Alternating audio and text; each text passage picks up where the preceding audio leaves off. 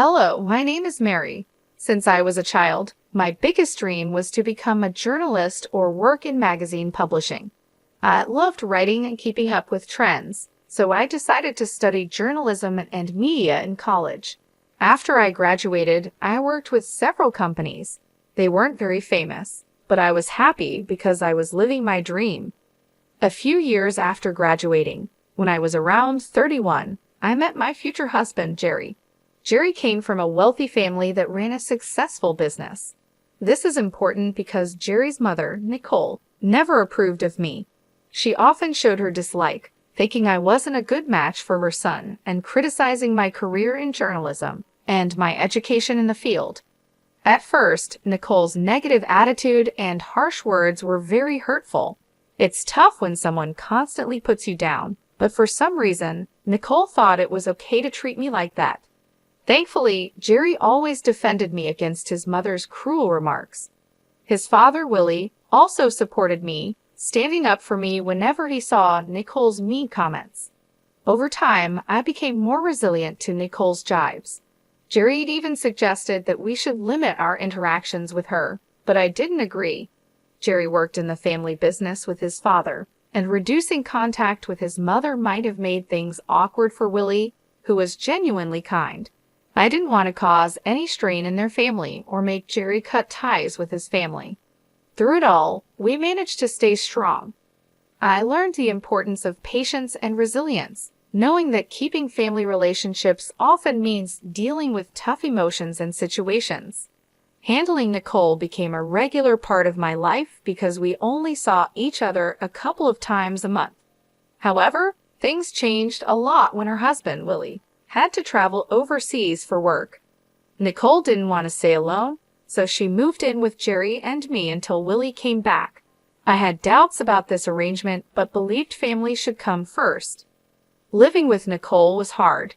She always found something wrong with what I did and constantly criticized me. Even though her comments were relentless, I managed to cope without taking it personally as long as she didn't cause real harm. However, my patience was tested during a particularly stressful week at work.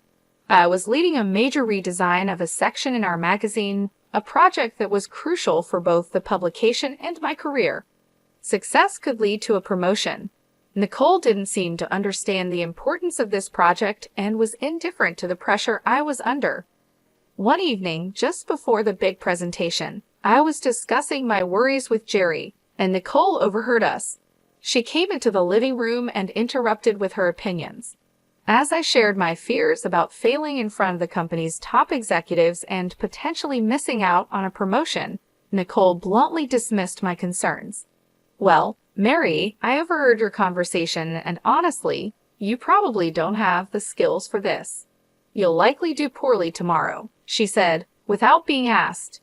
Her words were harsh, and she added insultingly, "Just see it as an opportunity to quit and perhaps focus on being a housewife." Her comment hurt deeply, showing not just a lack of support, but also a strong disregard for my professional dreams. This confrontation highlighted how hard it was to live with Nicole and tested my commitment to keeping peace in the family despite our differences. Nicole's remarks that evening crossed a line when she suggested I'd be a better fit for her son if I gave up my career. "I can't believe he married a journalist," she said scornfully, making it clear she meant to belittle my profession and my efforts. Feeling frustrated, I responded firmly, "Mom, you're overstepping. I don't have time for this nonsense. I have more important things to worry about than your opinion of me or my relationship with your son." Nicole seemed shocked by my assertiveness. "How dare you speak to me like that?" she said. "So it's fine for you to insult me, but not for me to defend myself," I retorted. She turned to Jerry. "Say something. Your wife is disrespecting your mother." Jerry calmly sided with me. "She's just defending herself, Mom. I don't see anything wrong with it." Nicole accused me of manipulating Jerry. "Look how easily you turn your back on family. Mary will regret this." Her intrusion into our private conversation and the blatant insults left me seething with anger.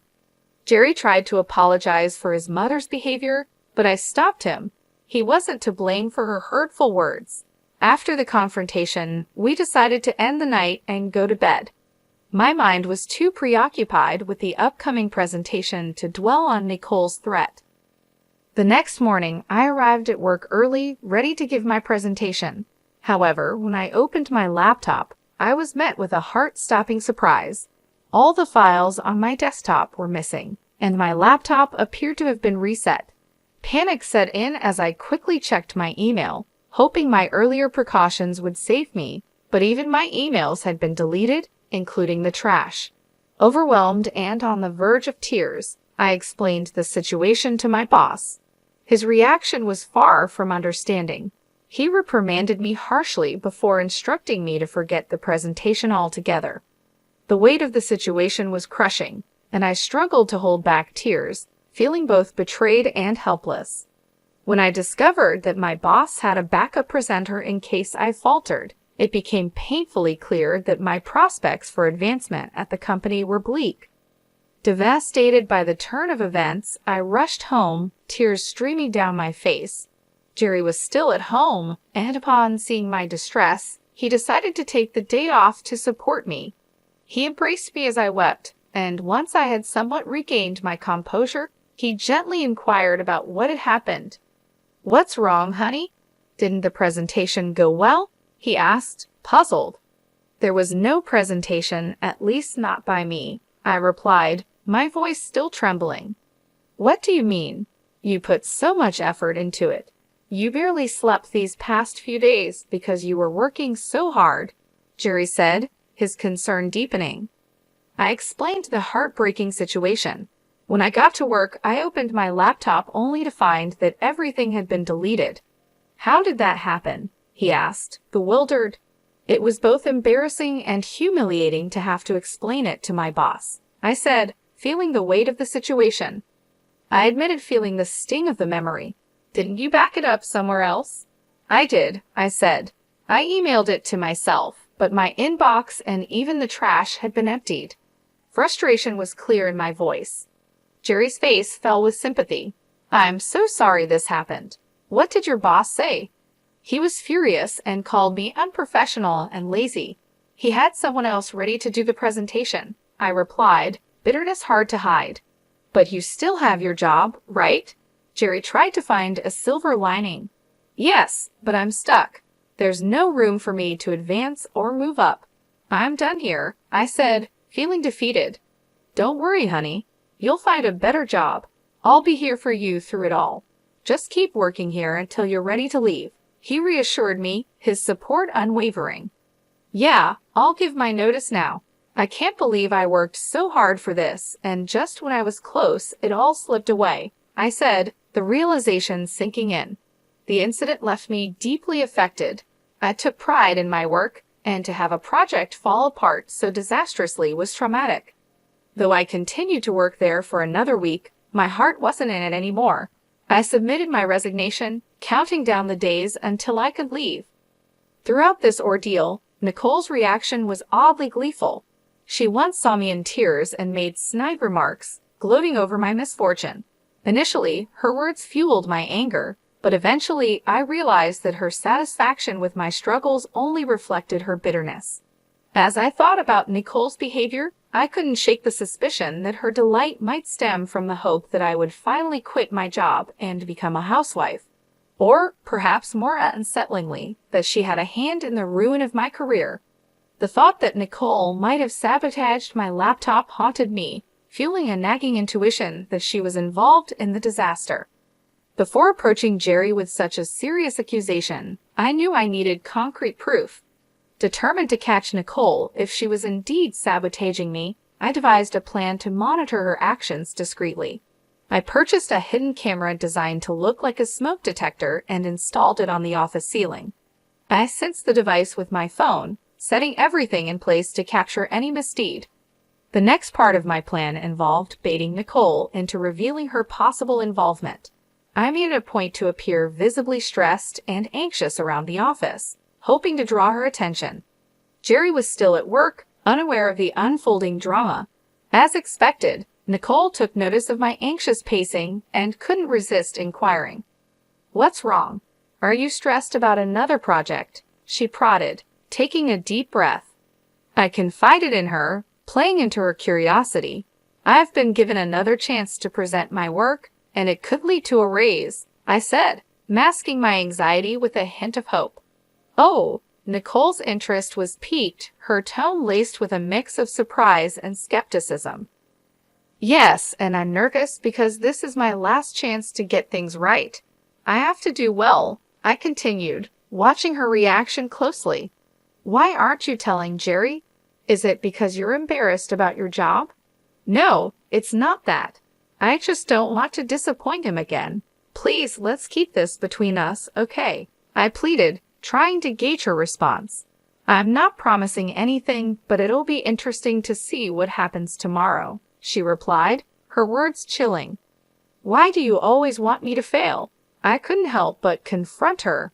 I just think you'd be better off as a housewife. It's less embarrassing than what you're doing now, Nicole scoffed, dismissing my concerns. Frustrated and needing space to prepare, I finally said, I don't have time for this, and I don't care what you think. Please leave me alone so I can practice my presentation before Jerry gets home. With that, Nicole left, and I was left to hope that my hidden camera would reveal the truth behind her unsettling satisfaction. Nicole's smirk as she glanced at my laptop lingered in my mind long after she had left the office. I stayed put a little while longer, finally leaving only when Jerry arrived home. Throughout dinner, Nicole's occasional smirks continued, each one sending a ripple of unease through me. Later that night, after Jerry and I had settled into our usual routine of watching a few episodes of our favorite TV series, I decided it was time to check the footage from the hidden camera I had installed in my office. As we watched, the screen showed Nicole entering the office. There was no unusual activity until around midnight. That's when Nicole stealthily entered the office. I hastily showed Jerry the live feed on my phone. Initially puzzled, he soon watched in disbelief as Nicole tampered with my laptop, causing it to shut off and restart. Jerry's expression turned from shock to anger as he realized what was happening. Meanwhile, the camera captured Nicole rifling through my files. Unable to contain his frustration, Jerry stormed into the office. He burst through the door, startling Nicole, who spun around, caught in the act. "What are you doing in here, Mom?" Jerry demanded, struggling to maintain his composure. "Oh, nothing really," Nicole replied nonchalantly. "Then why is Mary's laptop open? Are you accusing me of going through her stuff?" Jerry pressed. "I think you did more than just go through it, Mom. Did you come here to tidy up at midnight? And Mary isn't the type to leave her laptop open. You know that?" Jerry retorted. "Don't talk to me like that. I'm still your mother," Nicole shot back defensively. "Yeah, my mother who seems to enjoy hurting and sabotaging my wife?" Jerry replied firmly. "We caught you on camera resetting Mary's laptop. You were spying on me? That's disgusting. How could you film me without my consent?" Nicole exclaimed, indignant. "I didn't put cameras in your room. I installed one in my office, and you went in there without my permission," I interjected, supporting Jerry and clarifying our intentions. The confrontation revealed the extent of Nicole's interference and deceit, testing the limits of family loyalty and trust. Despite the wrongdoing, Jerry remained firm in his decision. "Even if it was wrong, it's nothing compared to what you've done to Mary. I want you out of our house tomorrow," he declared unwaveringly. Nicole protested, her voice tinged with desperation, "But I'll be all alone." "I don't care.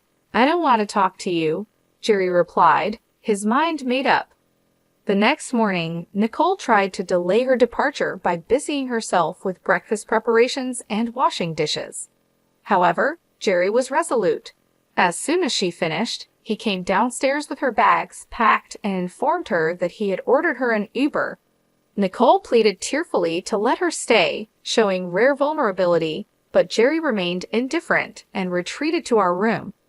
Left alone with me, Nicole lashed out, accusing me of setting her up. I responded calmly yet firmly, If anyone should be yelling, it's me. You're lucky I haven't shared the footage with your friends and family. If they knew what you did, you'd lose them all." My words silenced her. After Nicole's departure, I felt a profound sense of relief. Though still troubled by my job situation, I was confident in my ability to recover and excel. Jerry supported me wholeheartedly through it all. Once my notice period was over, I took some time off to rest and plan my next steps. I enrolled in courses related to different parts of my field, focusing on a niche that could propel me further. I decided not to expose Nicole because I wanted to rise above her negativity and prove my capabilities on my terms. With Jerry's connections, a benefit of his family's wealth, I secured several promising recommendations. His unwavering support, coupled with my experience, eventually led me to a breakthrough. I was appointed as the chief editor at a globally recognized magazine. The work was challenging but fulfilling. During this time, the goal of proving myself to Nicole faded into the background. In fact, during those transformative months, we had no contact with her at all.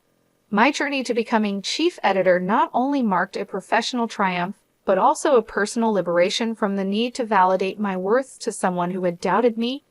Jerry continued to maintain a professional relationship with his father, Willie, as they worked together, but we heard very little from or about Nicole. Willie hinted that Nicole still harbored some resentment, though he remained tight-lipped about the specifics.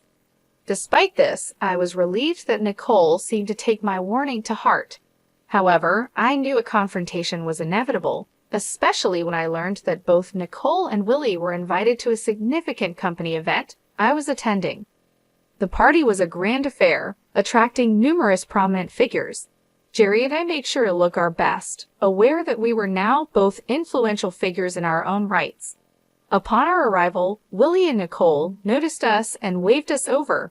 We approached, exchanging greetings. Nicole gave me a critical once-over and smirked.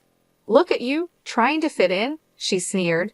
"Ignore her, Mary. You look lovely as always," Willie interjected kindly. "Thanks, Willie. How have you been?" I asked, trying to steer the conversation away from Nicole's snide remarks. "Yeah, how's unemployment treating you?" Nicole cut in, her tone sharp. "Wait, you're unemployed?" Willie asked, genuinely surprised. "Oh yeah, she messed up at her job, and they let her go. I've always said she's not good enough for our son. Look at her, she can't even keep a job," Nicole mocked with a malicious grin. "That's enough, Mom," Jerry intervened sternly. "Stop siding with her. It's bad enough having to see her everywhere. We wouldn't have to if you just left her," Nicole spat. Jerry shook his head, his patience worn thin. "We're done here," he said, taking my hand and leading me away from the confrontation. As we walked away, I felt a mix of emotions but also a sense of relief. Jerry's support meant the world to me, and together we faced the challenges with strength and unity. Nicole insisted stubbornly. "Okay, that's enough. Either you stop talking or I'm leaving," Jerry warned, his patience thinning. "But Mary, sweetie, if you need a job, let me know.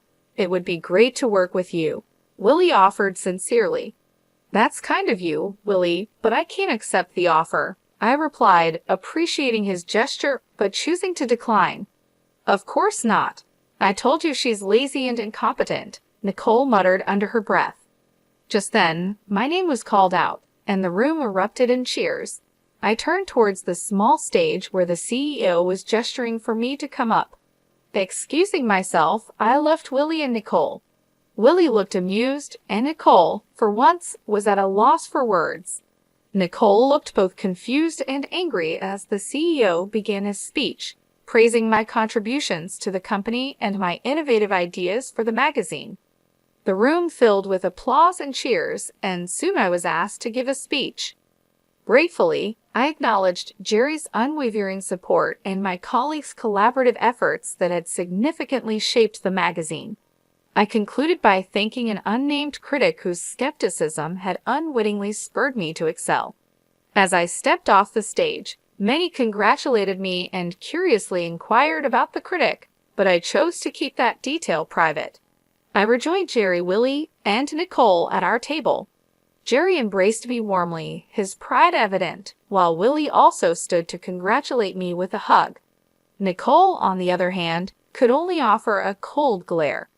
"Oh, Mary, this is incredible. I can see why you wouldn't want to work with us," Willie remarked with genuine admiration.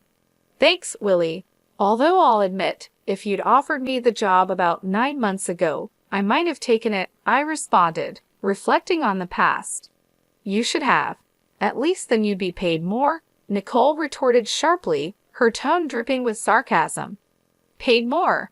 I could never put a price on this," Willie quickly replied, defending the intangible rewards of my current role. "Right, she's not worth all that money," Nicole scoffed dismissively.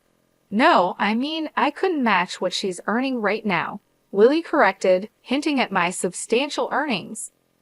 "What do you mean?" Nicole asked, her confusion apparent. "Do you want me to tell her, Mary? It might come off as boasting," Willie offered. "Sure, go ahead," I said, smiling.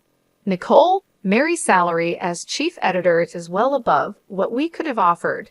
She's making more than enough and doing a fantastic job," Willie explained. Nicole's eyes widened in shock. "Oh, I see," she mumbled, her tone subdued. I smiled, feeling a sense of vindication. My hard work and determination had paid off, and now even Nicole couldn't deny it. "Say it, Willie," I offered, looking at him for permission. "Mary makes at least 5 times more than I do in her current position," Willie revealed, causing Nicole's eyes to widen. "Oh yeah, she must be making way more than Jerry or I could ever imagine," Nicole exclaimed, her tone shifting from disbelief to grudging acknowledgement. "That can't be right. You must be mistaken," Nicole insisted, still struggling to accept the reality. "He's not mistaken, Mom. I did mean it when I thanked you. You've been nothing but a bully to me, and I hope seeing me more successful than anyone in your family stings. Anyway, I have other people to talk to." "Excuse us," I said firmly, ready to move on from the negativity. "Nicole, Willie, feel free to join us anytime. Goodbye," I concluded as Jerry and I left the table, leaving a stunned Nicole behind. Willie chuckled and raised his drink to me as Jerry and I walked away, a gesture of solidarity and celebration. I had never felt more alive and validated. It was an incredible moment of triumph, and I was immensely grateful for Jerry's support throughout it all. As we made our way through the crowd, I couldn't help but reflect on the journey that had brought me to this moment. The challenges, the setbacks, and the doubts had all led to this point of success. I felt a renewed sense of purpose and confidence, knowing that I had proven myself not only to Nicole, but to everyone who had ever doubted me. Jerry and I found a quieter corner of the venue where we could enjoy the rest of the evening. He looked at me with pride in his eyes and said, "I'm so proud of you, Mary. You've worked so hard and deserve all the success you've achieved." "Thank you, Jerry. I couldn't have done it without your support. You've always believed in me, even when I doubted myself," I replied, feeling a wave of gratitude. We spent the rest of the evening mingling with colleagues and friends, celebrating my achievements. The event was a blur of congratulations, laughter, and heartfelt conversations. Each person who approached me to offer their well wishes reinforced the fact that I had truly made it. My hard work and dedication had paid off, and I was now standing on solid ground, both professionally and personally. Later that night, as we returned home, I felt an overwhelming sense of relief and accomplishment. The weight of Nicole's negativity had been lifted, and I knew that I had finally broken free from her influence. Jerry and I talked about the future, dreaming about the possibilities that lay ahead. We were both excited about the new opportunities and challenges that awaited us. In the following weeks, I settled into my new role as chief editor with renewed enthusiasm. The work was demanding, but I thrived on the challenges, knowing that I was making a significant impact. My team respected and supported me, and together we pushed the magazine to new heights. The sense of fulfillment I felt each day was unmatched, and I knew that I was exactly where I was meant to be. Nicole's absence in our lives was noticeable, but it brought a sense of peace. Jerry continued to work with his father, Willie, and their relationship remained strong. Occasionally, Willie would provide updates on Nicole, hinting that she still harbored some resentment. However, these updates were few and far between, and we chose not to dwell on them. One evening, as Jerry and I sat on our porch, enjoying the quiet moments of the day, he turned to me and said, "You know, Mary, I'm glad we stood up to Nicole. It wasn't easy, but it was necessary. You've shown incredible strength and Nicole through it all." "I couldn't agree more," I replied, smiling. "We've come a long way, and I wouldn't change a thing. Our journey has made us stronger and more resilient." As the sun set, casting a warm glow over our home, I felt a deep sense of contentment. The road ahead was still uncertain, but I knew that with Jerry by my side, we could face anything. We had weathered the storm, and now we were ready to embrace the future with open hearts and minds.